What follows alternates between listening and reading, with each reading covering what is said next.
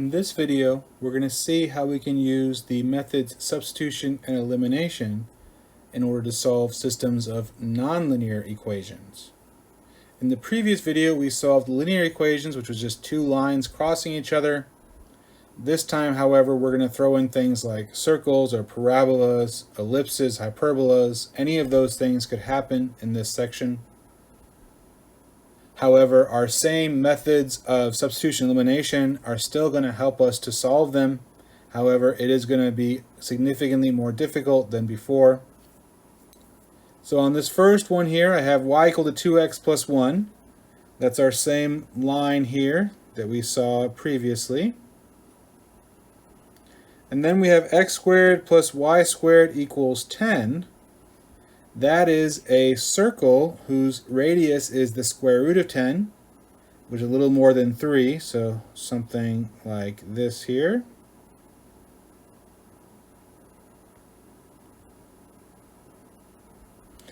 And as we see here, what we're going to be finding is we're going to be finding the answers, which are these 2 points where the line and the circle cross. So when we had systems of linear equations, we couldn't have exactly 2 answers to the problem. We pretty much just had one solution to them. However, this time, we could have 2 or even more solutions. However, the method is still going to work. We solve for one variable in terms of the other one. Again, in this case, we have y equals, so we can plug that in for y in the second one. That would give us x squared, and then instead of y squared, it would be 2x plus 1 squared. Then we're going to do some foiling here. 4x squared plus 4x plus 1 equal to 10. That gives me 5x squared plus 4x minus 9 equal to 0. We can then factor this here. Let's see, 5x and x. And let's make this plus 9 minus 5. That'll give me the plus 4. So we get 2 solutions here. One is x is negative 9/5. One is x is equal to 1. And then once we have them, we go back up here to find our y values. And each x is going to have its own y value because there's 2 separate points here. So this first one would be 2 times x plus 1.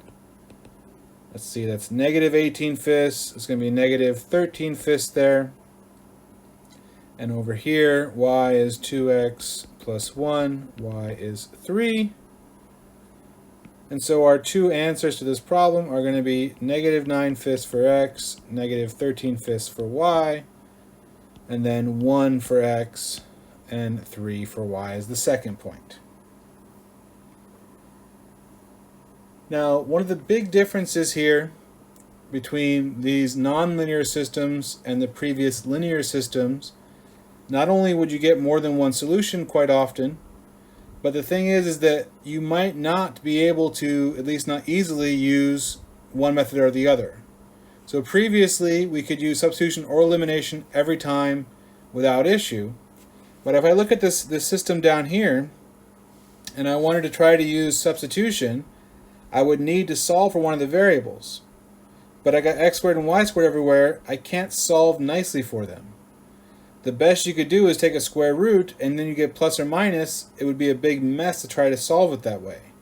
However, this particular one is set up really nicely for substitution.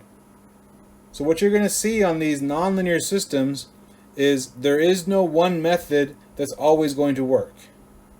You really have to know all the methods, and sometimes you just try something and when it doesn't work out, you try something else. These are some of the most difficult problems in the whole class, in my opinion, just because there is no algorithm to follow that will just always give you the right answer.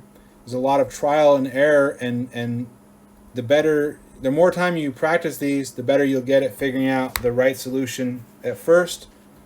In this case, elimination is going to work out really nicely. We can add down. X squared plus x squared is 2x squared. The y squared minus y squared cancels, and then we get 8. Go ahead and divide by 2, and we get 2 values for x, plus or minus 2. I'll go ahead and separate them to find the individual y values. So on the equation, we can pick either one. I'm going to pick the top one here. If I plug in x is 2, I would have 2 squared plus y squared is 5. That's going to be 4 plus y squared is 5. That's y squared is 1, so y is plus or minus 1.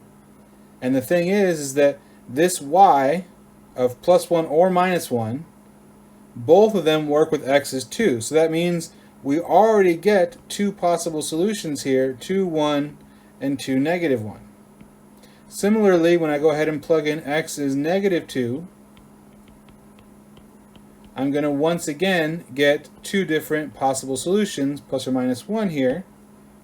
And we go ahead and put those in. It's going to be negative 2, positive 1, negative 2, negative 1. And these are our four answers to the problem. If you're wondering what this looks like here, one of these shapes is going to be a circle, and one of them is going to be a hyperbola, and that's where we get our four solutions here. I do want to warn you, another quirk of these nonlinear systems is that sometimes when you find your, say, your x value here and you go to plug it back in, sometimes if you plug it into one of the equations, you'll get one answer, and if you plug in the other one, you'll get two answers. Well, in that case, only one answer is actually going to work for both equations. So these ones you really need to check to make sure your points work for both equations at the same time. In other words, you will sometimes get answers that don't actually work, and you need to try them and make sure they're good to go.